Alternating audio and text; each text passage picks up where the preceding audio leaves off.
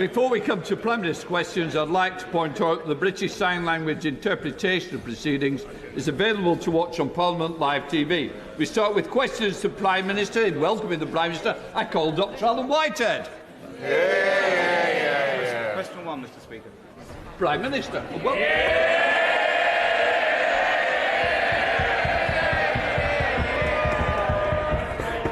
Mr Speaker, Can I just say, don't damage the furniture. Cheer him by all means, but don't damage. Come on. Mr Speaker, this morning I had meetings with ministerial colleagues and others. In addition to my duties in this House, I shall have further such meetings later today. I'd like to congratulate the Prime Minister on his new post and indeed as being the first Prime Minister of a South Asian heritage, which will be a cause of great pride among many of my constituents. I also have some pride in welcoming a fellow Saints Southampton supporter into number 10. During his prime ministerial campaigns, the last prime ministerial campaign he ran, he pledged to prohibit any development of onshore wind, which is now the cheapest form of power available to us in the country. Now he is Prime Minister. Will he change his mind on that point? Prime Minister. Well, Mr Speaker, I thank the honourable gentleman for his kind words and look forward to seeing him at St Mary's, although I know my friend, the Leader of the House, may have something to say about our love of Saints. Look, when it comes to energy policy, I stick by what we said in our manifesto, Mr Speaker. The important thing is, though, to focus on our long-term energy security. That means more renewables, more offshore wind and indeed more nuclear. That's what this government will deliver. I'm surprised, Mr Speaker, to be asking a question, and I know you're shocked, Mr Speaker, too, because I know that you, like many people, thought I would have already been offered a ministerial post.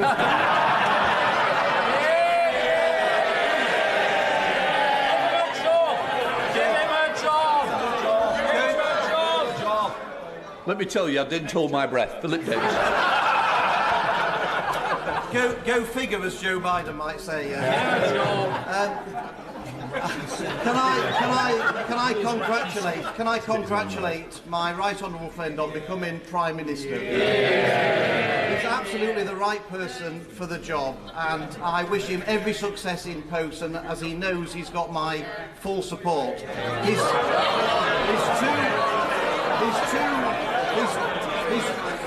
two immediate predecessors made levelling up a key part of their agenda. Would he reaffirm his commitment to levelling up and start, as he means to go on, by approving the levelling up fund bid for Bingley in my constituency?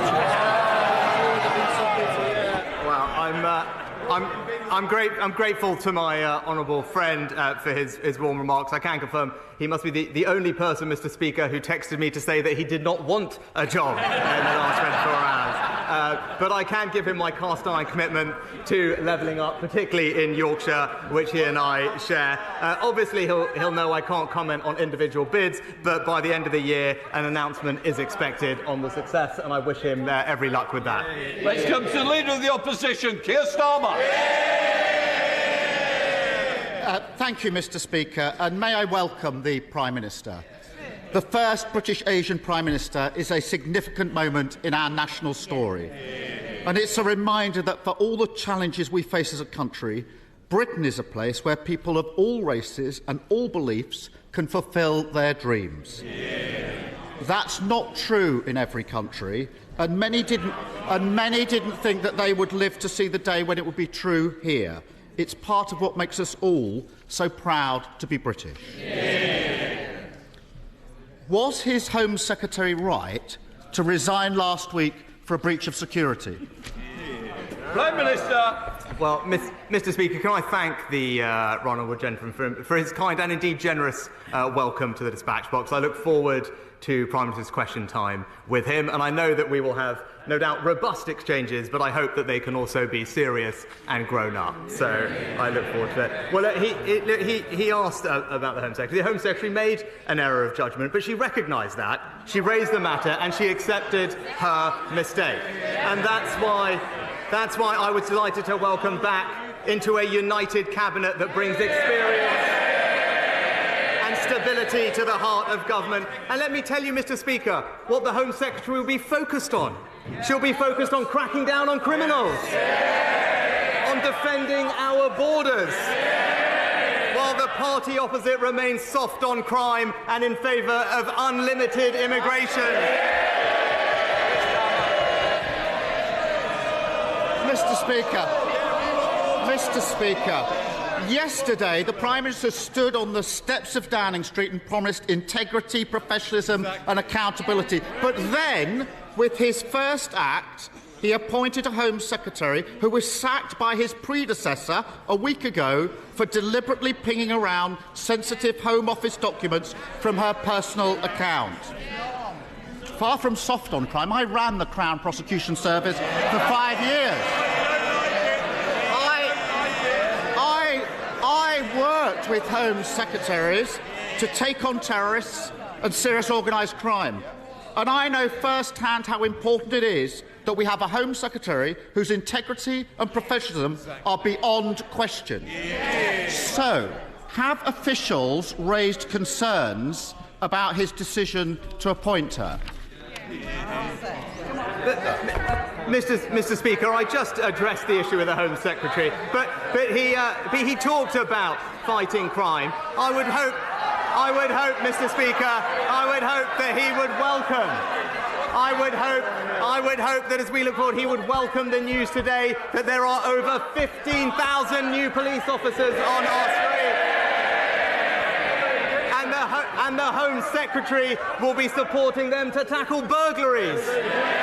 While the party opposite will be backing the lunatic protesting fringe that are stopping working people going about their lives. Keir Starmer. Well, Mr. Speaker, I listened carefully. That was clearly not a no. We can all see what's happened here. He's so weak, he's done a grubby deal, trading national security because he was scared to lose another leadership election. There's a new Tory at the top, but as always with them, party first, country second. Yesterday, on the steps of Downing Street, he also admitted what the whole country knows. The Tories have crashed the economy, and now somebody has to pay for their mess. I say it shouldn't be working people who've been hammered time and again by this lot, but those with the broadest shoulders must step up. Does he agree? No. Well, Mr. Speaker, the honourable gentleman talked about party first and country second. Perhaps he could explain to us why it was a few years ago he was supporting the member for Islington North.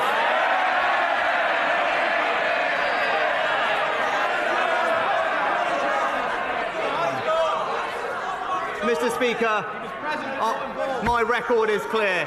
When times are difficult in this country, I will always protect the most vulnerable. That is the values of our compassionate party.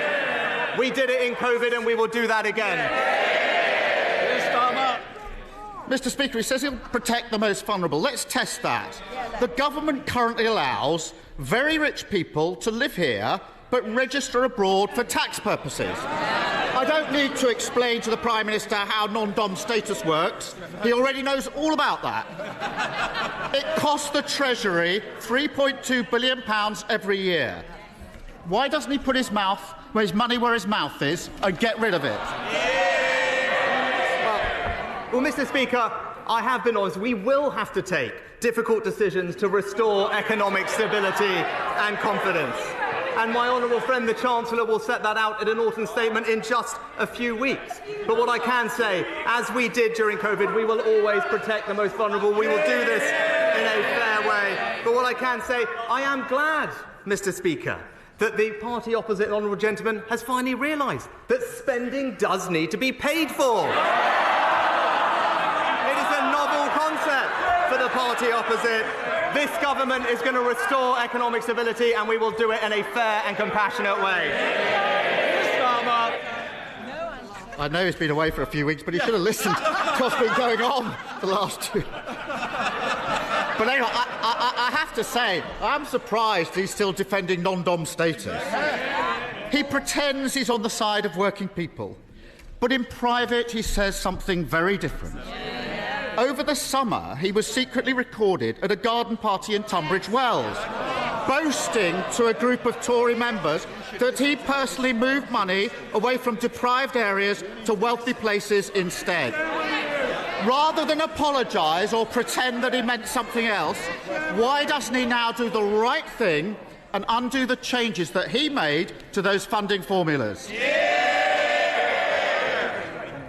Well, Mr. Speaker, I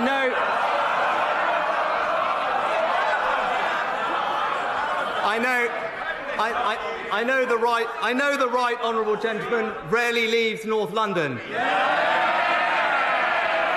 But if he does, he will know that there are deprived areas in our rural communities, in our coastal communities, and across the south, and this government will relentlessly support them, because we are a government that will deliver for people across the United Kingdom. But Mr. Speaker, he mentioned the last few weeks. I am the first to admit that mistakes were made, and that's the reason I am standing here. But that is the difference between him and me. This summer, I was being honest about the difficulties that we were facing. But when he ran for leader, he promised his party he would borrow billions and billions of pounds. I told the truth for the good of the country. He told his party what it wanted to hear. Leadership is not selling fairy tales. It is confronting challenges, and that is the leadership the British people will get from this government. Mr. Speaker, I think everyone should watch the video and make their own minds up. In public, he claims he wants to level up the north, but then he boasts about trying to funnel vital investment away from deprived areas. He says one thing and does another. But they're shouting. They're not my words. They're not my words. They're the words of the former chair of the Tory party, sacked yesterday for telling the truth about the Prime Minister. Even his own side know he's not on the side of working people. That's why the only time he ran in a competitive election, he got trounced by the former Prime Minister, who herself got beaten by a lettuce. So why doesn't he put it to the test, let working people have their say and call a general election?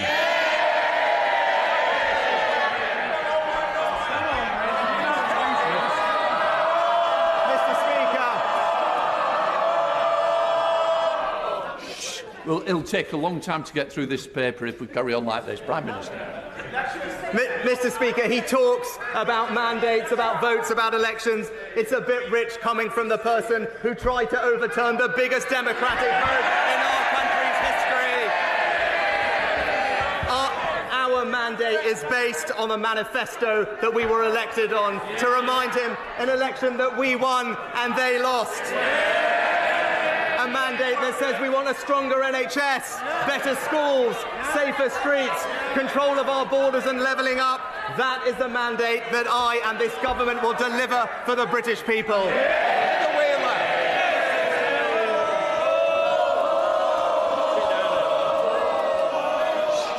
Heather's not even answering questions. You want more? Come on, Heather.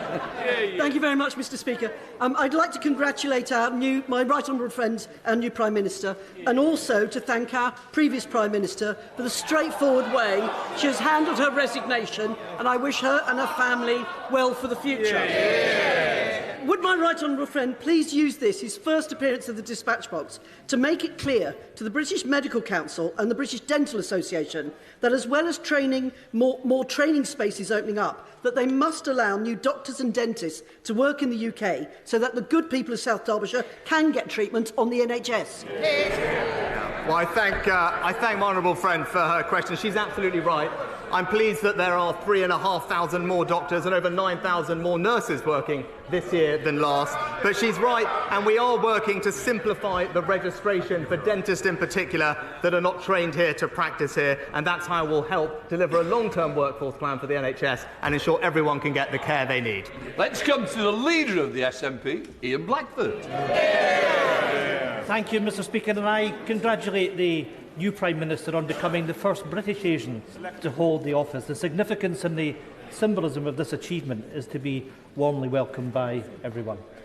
Mr. Speaker, yesterday on the steps of Downing Street, the new Prime Minister promised to bring, and I quote, compassion to the challenges that we face today.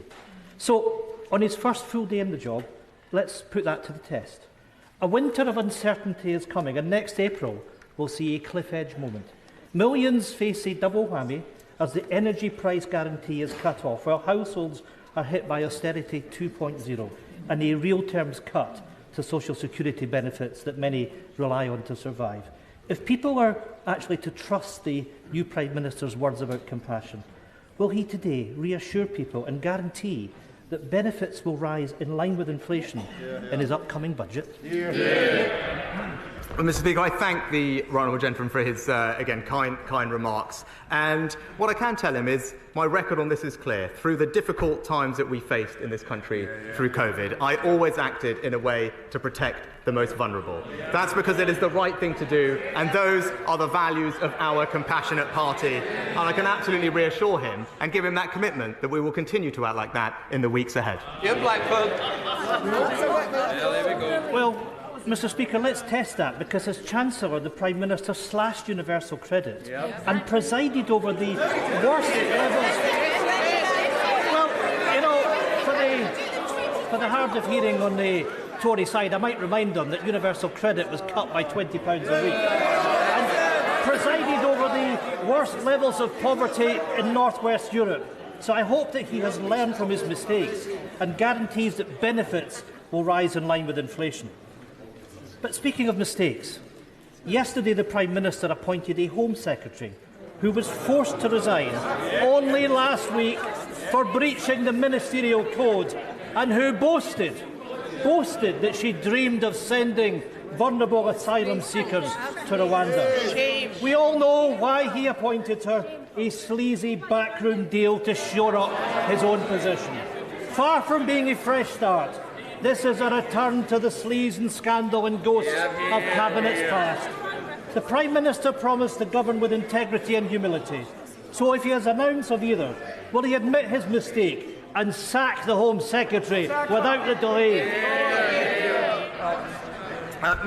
Mr. Speaker, I was pleased to actually have a call last night with the First Minister of Scotland. It was important that I spoke to her on my first day in office, because I wanted to express my desire to work constructively with the Scottish Government so that we can work together to deliver for the people of Scotland, and that is what I plan to do. And indeed, I hope crime is one of the things that we can collaborate on, because he will know that violent crime is rising in Scotland and police numbers are falling, whereas here we are increasing police numbers, Mr. Speaker. But I look forward to working with the Scottish Government on our shared challenges, because I believe in a strong United Kingdom. Dr. Andrew Morris. Mr. Speaker, what a pleasure it was to welcome the Prime Minister to my constituency in the summer. He will know one of the burning issues in my constituency is the proposed waste incinerator at Westbury. With the government rightly reviewing its air quality targets, can I ask my right honourable friend to signal his intent to continue promoting public health, net zero and the environment by placing a moratorium on any more unwanted, unnecessary, toxic waste burners. Prime Minister. I can tell my honourable friend, I know he's been a vociferous campaigner on this issue as I learned over the summer. He'll know that local authorities determine these issues, but also to reassure him that all large incinerators in England must comply with strict emission limits and only receive permits if plants don't cause any damage to human health. And hopefully that is reassuring for him. Caroline Lucas. Thank you very much, Mr. Speaker. The Prime Minister's reckless predecessor took a wrecking ball to nature, prompting millions of members of the RSPB, the National Trust and the Wildlife Trust to rise up in opposition. Yesterday, he promised to fix her mistakes as well as to uphold the party's 2019 manifesto. So if he is a man of his word, will he start by reversing the green light she gave to fracking, since it's categorically not been shown to be safe, and instead maintain the moratorium that was pledged in that very manifesto that he has promised to uphold? Well, I've already said I stand by the manifesto on that, but what I would say is that I'm proud that this government has passed the landmark Environment Act, putting more protection for the natural environment than we've ever had, with a clear plan to deliver. And I can give the honourable lady my commitment that we will deliver on all those ambitions. We will deliver on what we said at COP, because we care deeply about passing our children an environment in better state than we found it ourselves. Thank you, Mr. Speaker. I too would like to welcome the Prime Minister to his place. Farmers in my constituency of Clwyd South are delighted that after 20 years they are once more able to sell Welsh lamb to the US market. Would the Prime Minister comment on the size and prospects of this market for our world-beating Welsh lamb? Mr. Speaker, I congratulate my colleague on the fantastic achievement. I can tell him that market is worth, I think, something like almost £40 million over the first few years. Enormous boost for our lamb farmers. I would just encourage the 300 million US consumers to give Yorkshire Swaledale a lamb a look in as well. But I know he and I, if we disagree on that, are united on the fact that we will unequivocally back British farming and British farmers. Janet Davey. Thank you, Mr. Speaker. Mr. Speaker, this is certainly a topsy-turvy Tory government. A few days ago, I was going to put my question to the former Prime Minister. But my inbox has been full of emails from constituents of Lewisham East writing to me about their desperate situation, of their wages simply not going far enough. I'm also receiving emails about rents going up, energy prices going up, mortgages going up, and of course the cost of living is already up. This week, my constituents are writing to me demanding a general election, and I absolutely agree with them. So can the Prime Minister tell me and my constituents when there will be a general election? Mr. Speaker, we've already addressed that, but I would say, as I said in the summer, I said inflation is indeed the enemy. It makes everyone poorer, it erodes savings, and that's why it will be a priority of our government to grip and reduce inflation and provide support to those who need it, as we do. Thank you, Mr. Speaker. This autumn, I'm launching my campaign to extend the Chilterns area of natural beauty across thousands of acres of scenic beauty, chalk streams and valuable habitats that happen to surround the wonderful town of Hitchin in my constituency. Would the Prime Minister join me in celebrating areas protected by AONB status and indeed support my campaign to potentially extend them in rural Hertfordshire? Well, I thank my honourable friend, because I know this is a matter of great importance to him and his constituents, and he's right to highlight the benefit that natural parks and AONBs can bring to our lives and our well-being. I understand, actually, that Natural England is considering an extension of the Chilterns area of outstanding natural beauty, and I know my honourable friend will be vigorously taking up his campaign with them. Richard Bargett. Thank you, Mr. Speaker, and I welcome the Prime Minister to his place.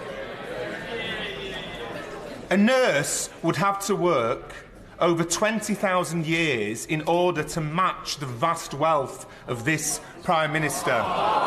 The Prime Minister knows only too well that the super-rich could easily afford to pay more in taxes. So rather than announce a new wave of cuts and austerity? Wouldn't it be fairer for the Prime Minister to introduce wealth taxes on the very richest in our society? Well, Mr. Speaker, we will always support our hard-working nurses, and that's why, as Chancellor, we reintroduced the nurses' bursary and provided more training and introduced actually very strong pay increases. But as I committed to previously, as we approach the difficult decisions that confront us, we will do so in a way that is fair and is compassionate, because those are our values, and that's what we will deliver. Thank you, Mr. Speaker. I welcome my right honourable friend's determination to be straight with people about the challenges we face as a country. Last week, the Care Quality Commission State of Care report and State of Care in England showed our health system in gridlock. And I hear the same from my constituents, struggling to see a GP or waiting for treatment. So can I urge him to make unblocking the NHS a priority for him and his Health Secretary? My honourable friend knows this subject obviously very well from her own experience, and I thank her for the work she did previously in the department. She's absolutely right about the challenge that confronts us. It's why we've put billions of pounds into busting the backlogs and the elective recovery fund and are delivering funding and staffing to do that. But I look forward to working with her to deliver what we said in our manifesto, and that is a far stronger NHS. Alan Smith. Thank you, Mr. Speaker. I'd add my own congratulations to the Prime Minister on his appointment. We might not agree on everything, but I think we can all agree a more diverse politics can only be to the good. Now, we in these benches believe that Scotland's best future is independence in Europe.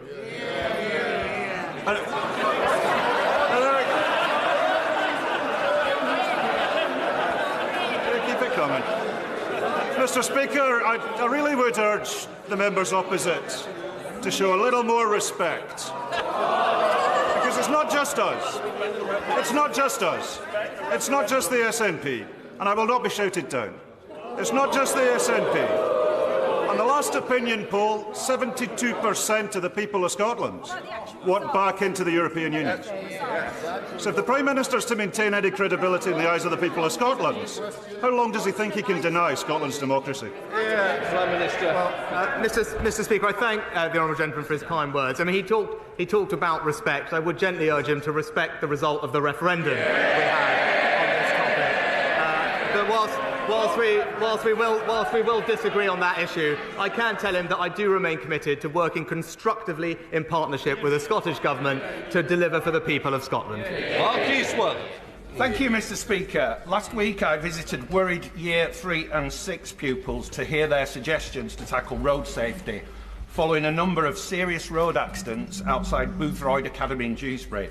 They suggested the council should do more to help, that their parents should walk them to school to reduce traffic, and that commuters should slow down. Would my right honourable friend agree with me and with them that we all have a part to play in ensuring road safety outside our schools? Can I say to my honourable friend, I think it's fantastic that he's engaging with his younger constituents at Boothroyd Academy on such an important issue, and I know they will welcome his commitment to supporting them. And I agree with him. There are various things we can do. There's an updated highway code which strengthens pedestrian access. Local authorities can introduce lower speed limits, and we're increasing the number of school streets which restrict motorised traffic at busy times. And I look forward to hearing progress on this issue from him. Stephen Kinnock. Thank you, Mr. Speaker. Yesterday, the Prime Minister stood on the steps of Downing Street and said that he wanted to restore trust. Yet in the past 24 hours, we've seen that he's prepared to shamelessly swap red boxes for political support. And there are real serious consequences to all this horse trading. So I'd like him to be clear on this point. Did he seek or receive any advice on security concerns about the Right Honourable Member for South Staffordshire before his appointment to the government yesterday, given that he was sacked in 2019 for leaking sensitive information relating to our national security? Prime Minister. Well, Mr. Speaker, he's talking about events that happened 4 years ago, and he's